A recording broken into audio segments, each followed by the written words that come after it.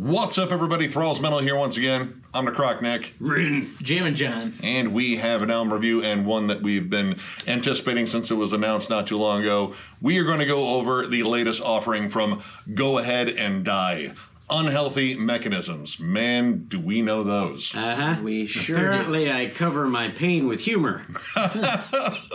They're so right. This comes out on the 20th of October on Nuclear Blast Records. This band formed in 2020 in Phoenix, Arizona by one Max Cavalera and his son Igor Amadeus Cavalera. This is their second album overall. We went over their self-titled here. It was an absolute banger. And to describe this band overall, well, I mean, it's thrash metal, death metal, a little bit of grindcore. It's pretty much like old school extreme metal, like between the years of like 1987 and 1990, done now by, well, one very seasoned veteran and a young upstart that definitely gets the whole vibe because he's definitely gone through his dad's record collection and knows quality when he hears it. It's fiercely old school, and this is their first album with new drummer Johnny Vallis, formerly of Skeletal Romance, and I believe he also plays drums in, what was... Healing Magic? Healing Magic. Healing Magic. Which is Amadeus's like more stoner rock project as well. And yeah, pretty much everything that we liked about the first one in terms of the overall energy, the viciousness, the go for the throat nature of every song is once again on display.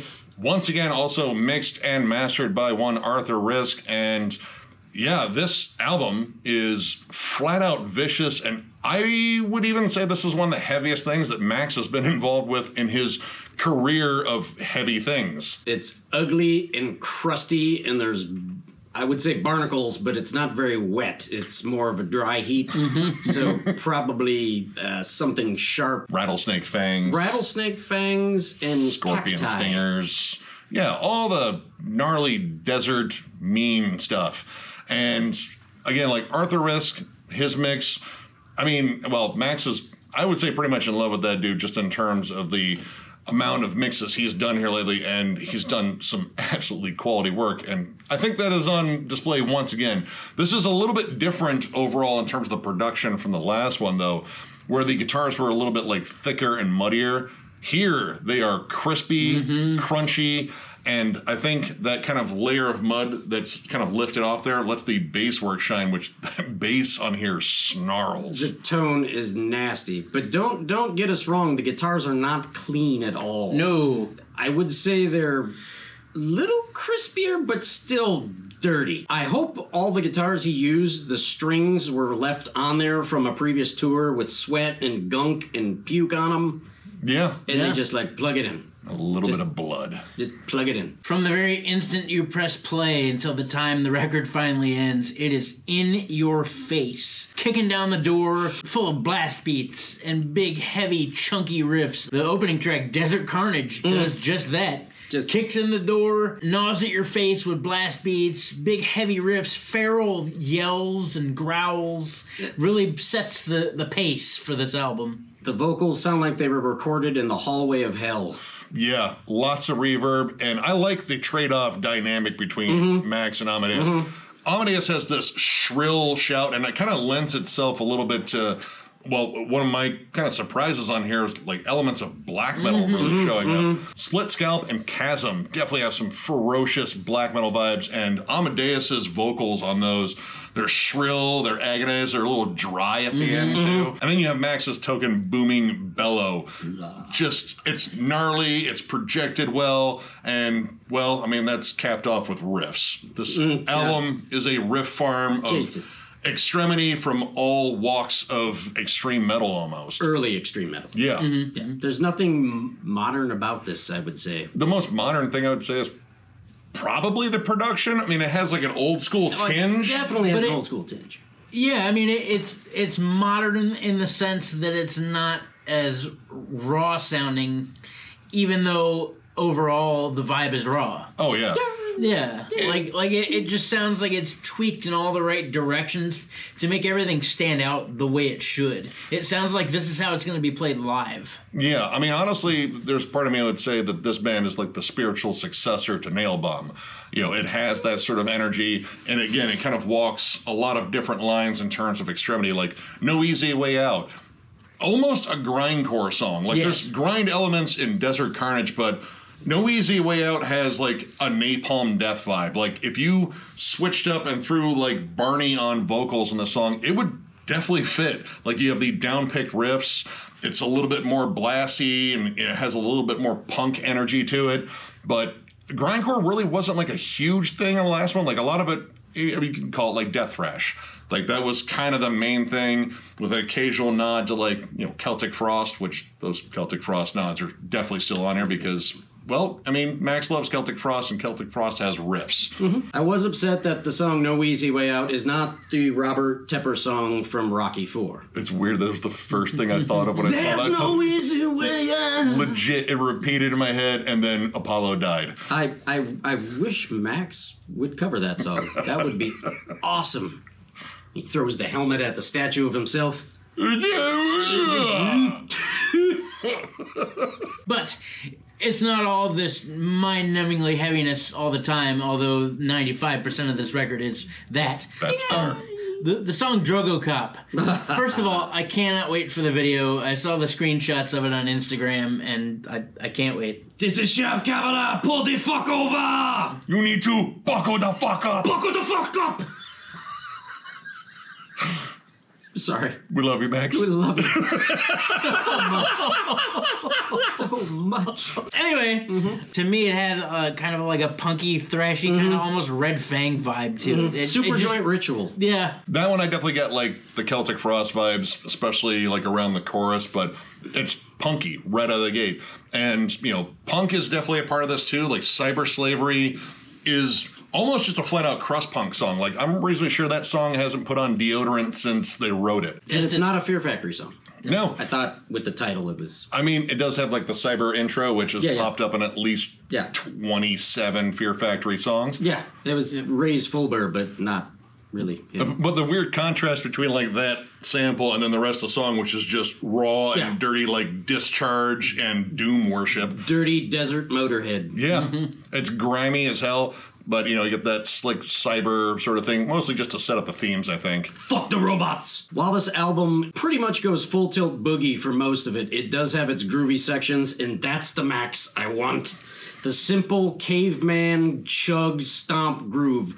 Like Jamie Josta would say, let a caveman live. And Max is a caveman. He's our caveman, and we love it. Yes. Yeah, the groove on Tumors and Blast Zone are just...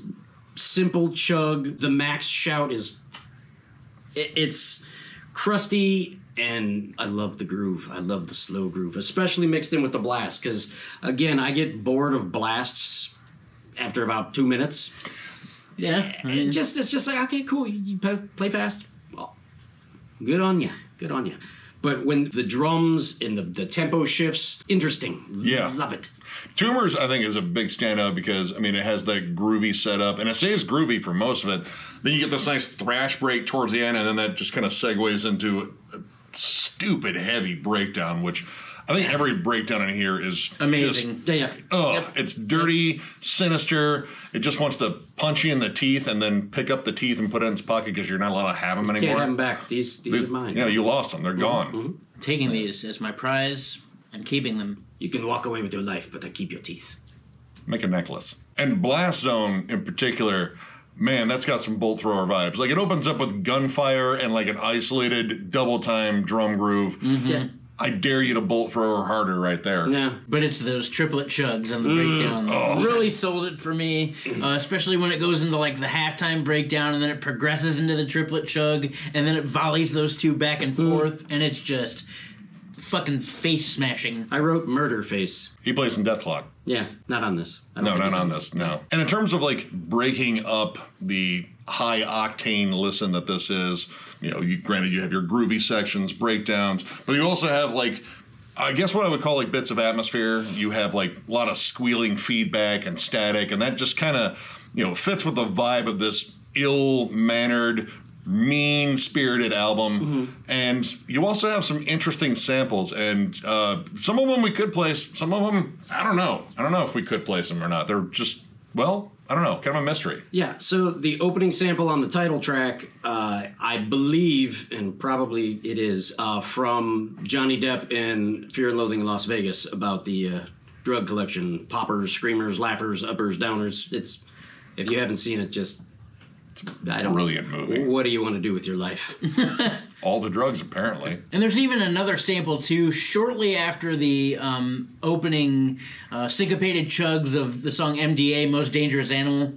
And we couldn't quite figure it out, although I think we figured it out, but I don't know. We think it might be the same guy who did the sample at the beginning of Addicted to Vaginal Skin by Cannibal Corpse, Arthur Shawcross, because it's the same kind of weird accent. Or just kind of mumble talk like this or something. It sounds like it. We did a lot of investigating, probably longer than we should have. Google definitely knows we've been looking at some weird stuff. Addicted to Vaginal Skin sample. No, I don't want a sample of one.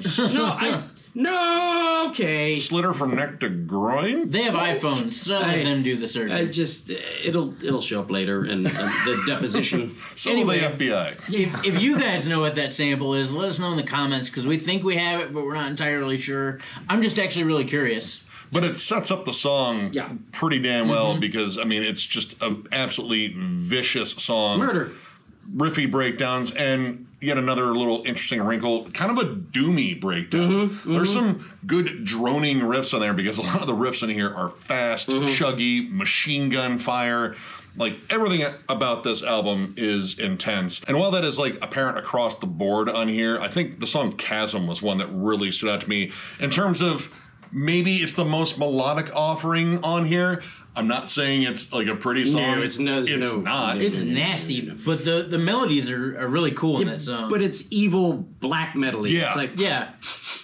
is that burning church I smell? Yep, definitely. There's definitely the scent of burning something. I don't think the song is about Satan, but it could be. It's definitely on Satan's playlist if he's heard this Yeah, album. it's probably on his workout cardio day. The chorus riff, I think, is absolutely catchy. I think it's one of the biggest hooks in the album, and this one actually features like a really solid melodic, shreddy lead. The second lead in particular reminded me of Chaos-era Sepultura. Yeah, it gets really like dissonant and strange, and I think they layer it a little bit. Yeah. As far as like any negatives on here, I mean, well, pretty much it's if you didn't like the first one, I don't know if you'd like this one. Probably not. But I did like the first one, and I think this album does some of that stuff a little bit better on here, just because it's such a hostile album. Like, it is fast, it is vicious, but it breaks down everything really well with great fucking riffs, and there is almost an overabundance of energy on here. Like, everyone was just going for it on here, and I love that vibe. I think it's mixed up really well in terms of like the different genres they explore, and it's combined well too. Like, because you get like good transitions from thrash metal to death metal to black metal. I'm kind of hard pressed to find anything that I really didn't like on here. Maybe the opening to cyber slavery is just sort of odd. I mean, it does set it up in terms of the theme, but it doesn't fit the song. It is a little strange. It is a little strange. But yeah, everything else in here, I think is just absolutely sick. And that's kind of what I expected. My only negative would be maybe just a slight more enunciation in the vocals, because a lot of times between the echo and the distortion, it's hard to make out, but yeah, that's the style of the music. I don't necessarily need to know what you're saying. I know you're angry about it, and that's a good thing. I don't know. I kind of like the whole I'm screaming inside of a storage unit sort of vibe to the vocals. Like, it kind of adds to the rawness. Yeah, mildly negative, and I had to really, really hunt for something, and it's minor, very minuscule, would be the ending of No Easy Way Out, where it just abruptly ends and the door shuts. Yeah, I was kind of thrown off because it kind of sounded like it cut the riff a little too soon, because, I mean, really, it's just a solid groove and then bam, done. Yeah. Well, for me, it's weird because it sounds like the door was like right next to them the entire time, so there was an easy way out. Yeah, Right. it's right there. But Maybe that's just it. dark in the room. Yeah. There's no long way home. But really, that's it for me. It's a killer album. And I knew it would be, and Nick knew it would be. I think we all kind of knew it would be. So yeah, no real gripes. Max seldomly disappoints. In fact, I can't really think of any time that. No. Fred Durst. No, it was cool. So overall, I'm going to give this record 4.5 stars. Ooh. I thought it kicked ass. The combination of thrashy riffs and breakdowns and groove, there's so much going on. There's tons more dynamic, as if it didn't have all that dynamic before. This time it sounds more cohesive and more inspired. Everybody is on Mach 10 and it shows. There's memorable moments to each and every song, and when it hits hard, it hits hard. Like, you better have full coverage insurance because you're going to be at a total loss. I thought this record was awesome. 4.5 stars. I'm going to go with a 4. Honestly, when doesn't this hit hard? Like, I can't think of a moment on here where it just wasn't raw, visceral energy. I dig this. I'm holding off the 4.5, even though I'm reasonably sure this could possibly go up with further listens, which this is definitely going to get.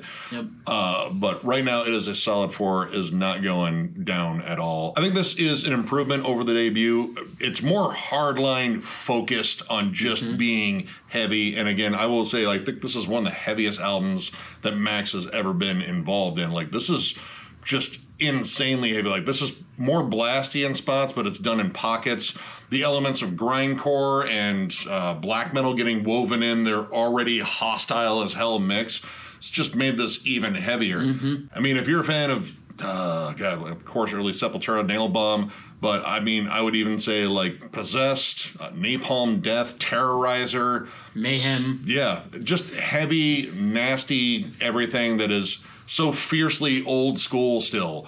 Check this out. This is a monster of an album. I'm at a solid 4. Probably tomorrow, 4.5. This will be in my rotation for the rest of my days, I'm sure.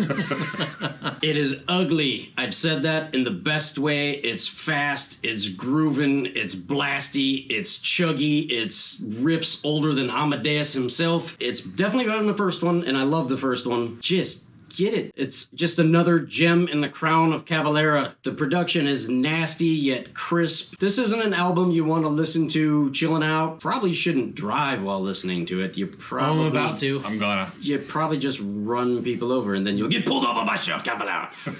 Get it. Enjoy it. Max Cavalera. Boha.